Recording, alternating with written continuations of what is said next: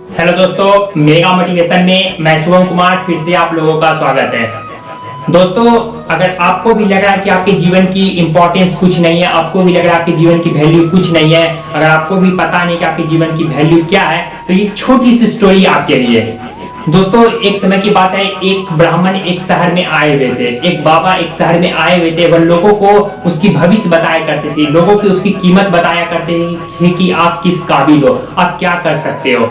तो दोस्तों, उन्होंने एक बच्चे था, एक लड़का था, वह अच्छा 18 साल का था और उसे लगता था कि वह अपने जीवन में कुछ नहीं कर सकता था। वह उसको अपनी वैल्यू जाननी थी, उसकी इंपॉर्टेंस जाननी थी कि आखिर वह अपने जीवन में क्या कर सकता है, उसकी इंपॉर्टेंस क्या है। तो वह बात सुनकर वह बाबा से मिलने के लिए गया।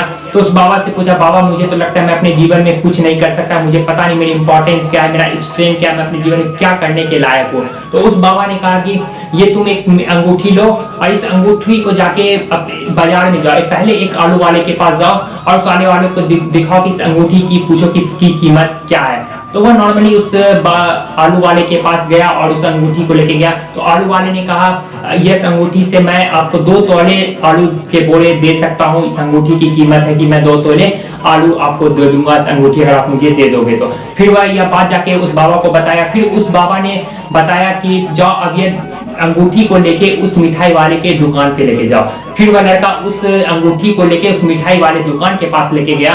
तो उस मिठाई वाले दुकान वाले ने कहा कि इस अंगूठी की कीमत मैं आपको इस पूरे मिठाई की दुकान दे सकता हूँ, या मुझे अंगूठी दे दो, मैं आपको इस मिठाई की पूरी दुकान को आपको दे दूंगा। तो फिर वह उस बाबा के पास गया, बाबा से कहा कि मिठाई वाले ने कहा कि मैं आपको पूरी दुकान दे सकता हूँ, मिठाई की इस अंगूठी की इतनी कीमत है। फिर उसके बाद उस बाबा ने कहा कि इस अंगूठी को लेके एक जुआरी के पास लेके जाओ। फिर वह लड़का उस अंगूठी को लेके एक जुआरी के पास गया और जुआरी के पास जाने के बाद उन्होंने जुआरी ने कहा, वह जुआरी देखकर अचानक से हक्का बक्का रह गया, वह आश्चर्यचकित हो गया कि आखिर उन्होंने कहा कि इस जुआरी इस अंगूठी की कीमत इतनी है कि मैं इसकी कीमत अदा नहीं कर सकता, लेकिन पूरे शहर में जितने भी ज्वेलरी हैं उसकी भी कीमत अगर मैं आपको दे दूं, सारे सोने की कीमत दे दूं, जो पूरे शहर में ज्वेलरी की सोने की कीमत होगा, फिर भी इस अंगूठी की कीमत कोई नहीं पुरा सकता है। तो उस लड़के ने फिर जाके उस ज्वेलरी ने कहा कि तू, लेकिन फिर भी मैं अपने दुकान के सारे सोने दे दूंगा, ये अंगूठी मुझे दे दो। फिर वो बाबा के पास गया और बाबा से आश्चर्यचकित होकर कहा, बाबा आखिर इस अंगूठी में क्या है जिन्होंने एक ज्वेलरी ने इस पूरे दुकान को, पूरे शहर के दुकान की कीमत इसको अदा करने की नहीं बोली, वो इसके अंगूठी कितनी कीमत है जिसकी कीमत कोई अदा भी नहीं कर सकता है। उस बाबा ने कहा, इस अंगूठी की कीमत हर जगह तो अलग अलग है, जो जैसा काम करता था, जो जैसा सोच रहा था, उसके अनुसार इसकी कीमत अलग अलग है। दोस्तों, इस कहानी से हमें यही सीख मिलती है कि हमारे जीवन में भी हमारी इंपॉर्टेंस हर लोगों की नजर में अलग अलग है। जो हमारी काबिलियत को जानता है, जो हमारी इंपॉर्टेंस को समझता है, जो हमारी स्ट्रेंथ को जानता है, जो मेरी काबिलियत को जानता है, वह इंसान आपकी कीमत अच्छा देगा, जो आपकी वैल्यू अच्छी लगाएगी।